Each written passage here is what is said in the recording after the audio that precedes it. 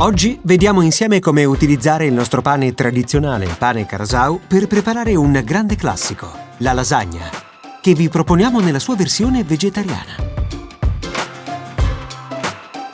Iniziamo subito dalle verdure.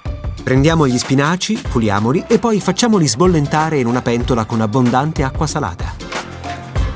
Andiamo poi a scolarli e a strizzarli per bene. Prepariamo anche i porri, puliamoli e tagliamoli a rondelle. Prendiamo una padella, aggiungiamo un filo d'olio e lasciamo stufare i porri per qualche istante. Poi aggiungiamo gli spinaci.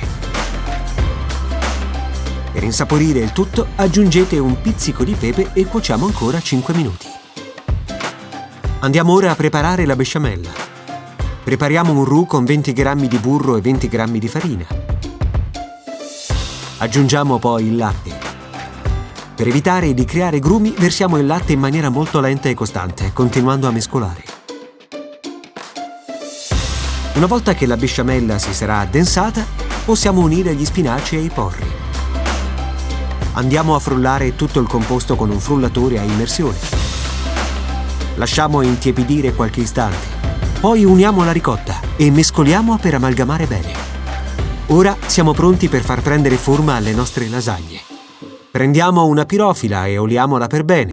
Spalmiamo un paio di cucchiai di besciamella sul fondo. Prendiamo il pane Carasau e mettiamolo nella pirofila in modo da creare il primo strato.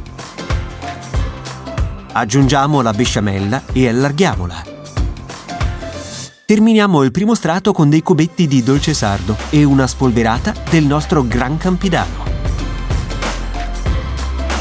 Procediamo così strato dopo strato. Ora possiamo infornare per 40 minuti. Ed ecco qui, lasagne di pane Carasau vegetariane. Perfette anche per le occasioni più speciali. Scopri tutta la gamma senza lattosio Arborea.